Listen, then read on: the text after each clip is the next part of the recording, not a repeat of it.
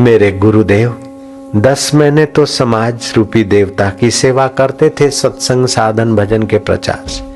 2 महीने नैनीताल के जंगल में एकांत में रहने पधारते थे।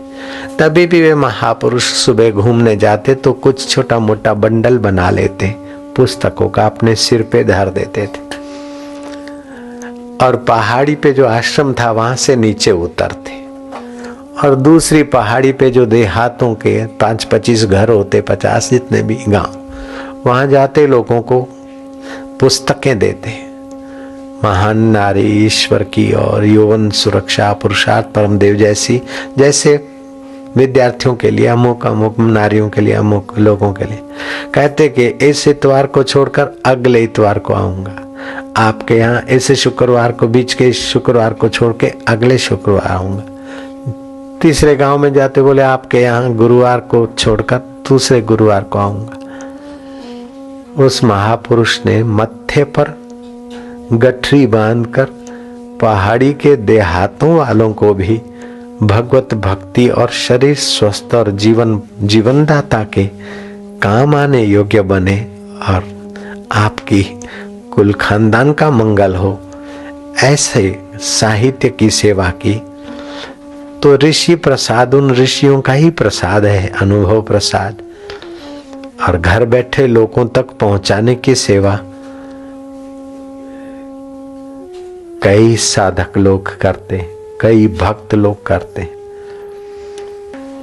इस ऋषि प्रसाद पहुंचाने की देवी सेवा करने का जिनको भी जैसा भी अपनी योग्यता के अनुसार जैसा भी कोई काम करने का अवसर मिलता होगा, वो अगर शांत होकर अपने पिया से, प्रभु से पूछे कि मैंने ये किया, कैसा किया, तो मैं दावे से कहता हूं कि उनका अंतरात्मा कहेगा कि बहुत बढ़िया कर रहे हो, बहुत सारू करो छो।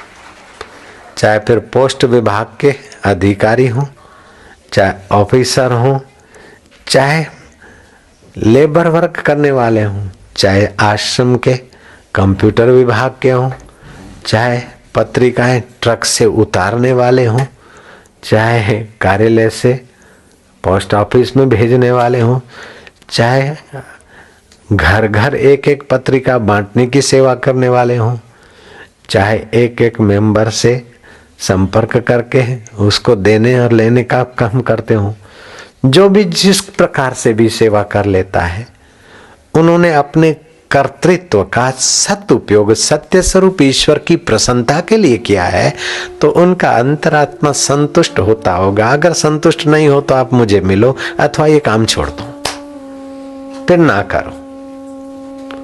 अंतरात्मा अगर संतुष्ट होता है कि अच्छा काम है, शुभ कर्म है, तो फिर वो करो।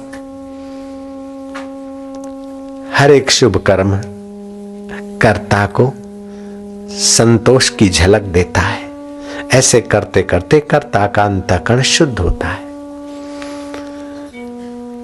कर्म करने के पहले पुरुषार्थ होता है, उत्साह होता है। कर्म करते वक्त पौरुष होता है। कर्म करने के बाद कर्म का फल अपने हृदय में फलित होता है।